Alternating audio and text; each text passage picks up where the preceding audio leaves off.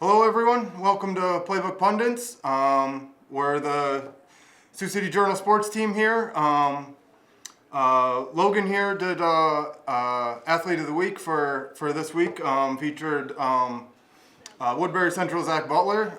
What'd you learn about Zach? Yeah, so probably one of the most genuine kids that just wants to bring a trophy back to Moville. He was, really excited to talk to me, and he's off to a great start. Had a great year last year, kind of looking to break out in his recruitment. He's at top of Class A in rushing yards and rushing touchdowns, kind of in the mix there. And also playing really well defensively, getting, being one of the best linebackers really in Northwest Iowa. So I was really lucky to kind of sit down and talk with him and really just kind of learn that he's a great kid wanting to bring a state championship back. Yep, really carrying the load for a team that brought a lot back, but missing quarterback that from last year that graduated. But yeah, they're off to a really good start. How about this week? Where are you going this week? Yeah, this week I'll be in Lawton-Bronson. They're going to host West Sioux. West Sioux is 1-2, Lawton-Bronson 0-3. They've both kind of had some a tough schedule to start out. West Sioux just dropped a game to Central Leon, George Little Rock. Real close game there. Comes down to one score, and then Lawton-Bronson loses on the road by 10 to Sioux Central. But Blake Wiggins is going to be someone to watch out for West Sioux. He's a quarterback that is his second year in the offense, behind center, and has 6 passing touchdowns, believe 600 total yards with 232 on the ground. So he's a big threat in their run game. And he's connected with Eli Mora for 7 catches, over 120 yards, and 4 scores. So definitely going to want to look out for him. The Eagles are going to want to get their ground game going with Evan Teeger, who is averaging 6.1 yards per carry with 166 yards. And they've got some threats on defense as well with Lane Mitchell and Brady March, who have combined for over 41 tackles so far this year. And then also look out for Eli Stolzvold, who had 2 tackles for loss and a sack last week against Sioux Central. All right, awesome.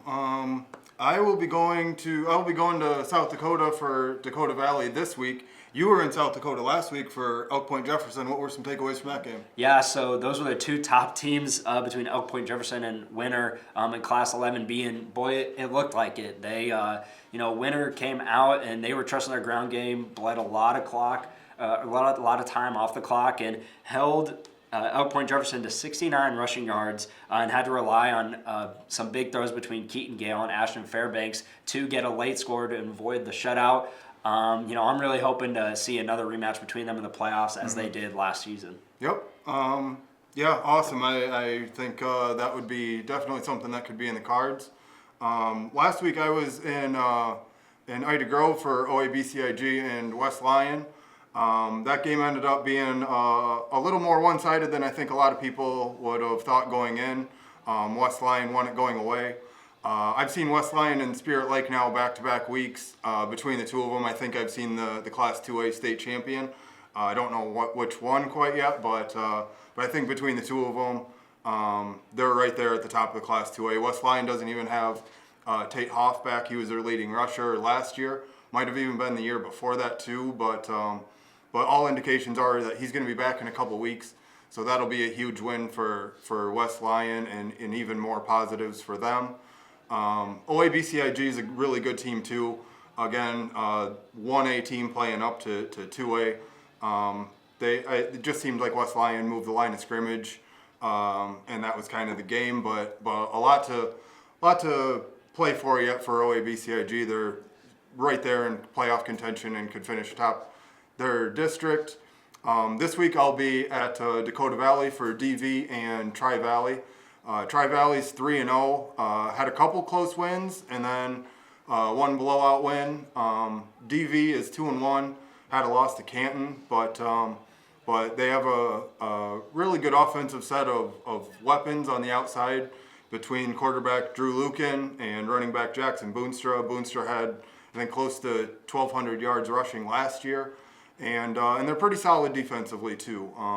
They had to replace some on the offensive and defensive lines, but I think they're figuring stuff out. It seems like they're in the midst of a really good season. So that's where we'll be at this week and kind of our week in a nutshell. And we'll see you out there.